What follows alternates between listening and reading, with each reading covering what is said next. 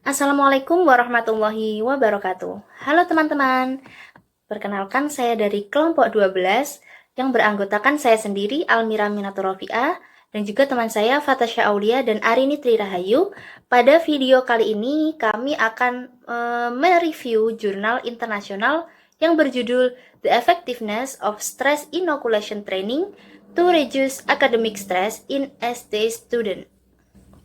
Nah, apa saja sih yang perlu dicantumkan dalam mereview jurnal? Yang pertama, ada latar belakang. Nah, latar belakang penelitian ini yaitu stres akademik saat ini banyak dialami oleh mahasiswa. Nah, salah satunya dari hasil riset pada mahasiswa ST Universitas Muhammadiyah Gresik itu menunjukkan bahwa mahasiswa mengalami gangguan fisik, emosional, kognitif, dan juga perilaku akibat menulis skripsi. Kemudian memahami materi itu lebih sulit karena pembelajaran di masa pandemi dan juga tugas-tugas yang menumpuk serta penyesuaian dirinya terhadap situasi kelas. Nah, karena terjadinya stres psikologis itu sering dipertahankan oleh proses kognitifnya, maka di sini perlunya coping stress agar situasi stres yang dialami itu tidak berlarut-larut dan mengganggu kehidupan sehari-hari. Nah, untuk dapat melaksanakan perkuliahan dengan baik, yang harus dilakukan mahasiswa adalah berpikir jernih dan bersemangat dalam menjalankan perkuliahan serta mampu memperoleh hasil yang memuaskan. Nah, dengan begitu salah satu cara yang dianggap dapat digunakan untuk mengurangi stres akademik pada mahasiswa adalah teknik stress inoculation training. Yang selanjutnya adalah identifikasi variabel. Jadi pada penelitian ini ada dua variabel, yaitu variabel bebas atau independent variable dan variabel terikat atau dependent variable. Untuk variabel bebas itu adalah penerapan stress inoculation training. Nah, kalau variabel terikatnya atau variabel yang dipengaruhi itu adalah stres akademik pada mahasiswa.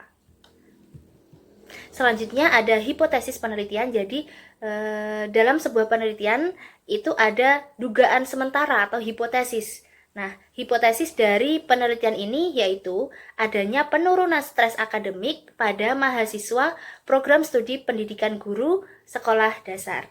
Kemudian mengenai metode dalam penelitian jurnal ini.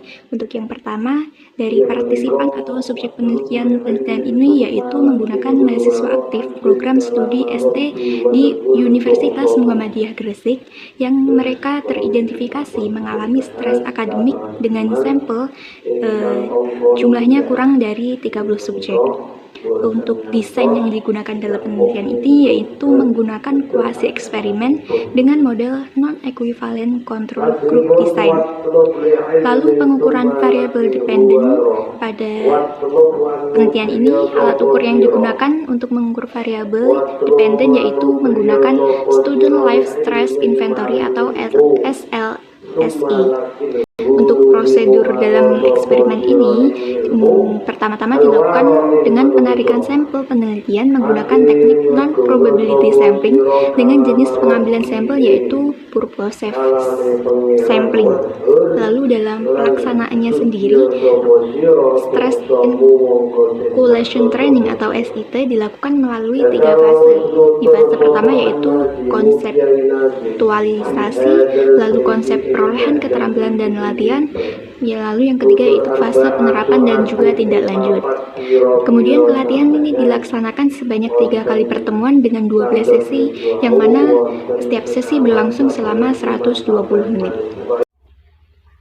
Untuk selanjutnya mengenai hasil eksperimen dan kesimpulan, dilihat berdasarkan hasil analisis data menunjukkan bahwa terdapat efektivitas stress inoculation training atau SIT dalam menurunkan stres akademik pada mahasiswa ST Universitas Muhammadiyah Gresik.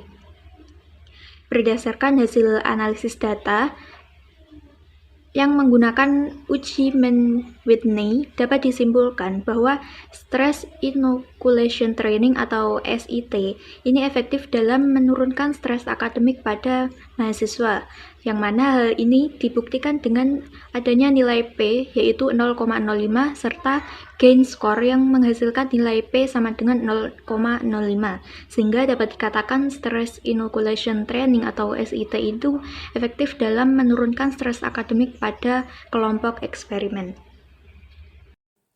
Selanjutnya adalah review kelebihan dan kekurangan. Kelebihan dari penggunaan metode pada penelitian ini yaitu yang pertama, penggunaan metode true experiment ini menjadikan peneliti dapat melakukan pengendalian terhadap variabel luar secara maksimal. Yang kedua, ada metode yang digunakan dapat menentukan efek kausal atau sebab akibat dari treatment yang diberikan. Yang ketiga, ada manipulasi variabel yang dilakukan. Ini memungkinkan peneliti untuk dapat melihat berbagai hubungan sebab akibat yang dihasilkan. Nah, hal ini dapat membantu peneliti dalam mengetahui bagaimana hubungan variabel itu dapat memberikan manfaat tertentu. Yang selanjutnya adalah kekurangan dari penggunaan metode ini, yaitu penggunaan kontrol grup pre-test post-test design itu menjadikan peneliti tidak dapat menyelidiki efek interaksi perlakuan karena tidak adanya kelompok yang tanpa diberikan pre-test. Nah, itu tadi penjelasan mengenai review jurnal internasional dari kami. Semoga bermanfaat untuk kalian yang melihat. Cukup sekian dari kami. Wassalamualaikum warahmatullahi wabarakatuh.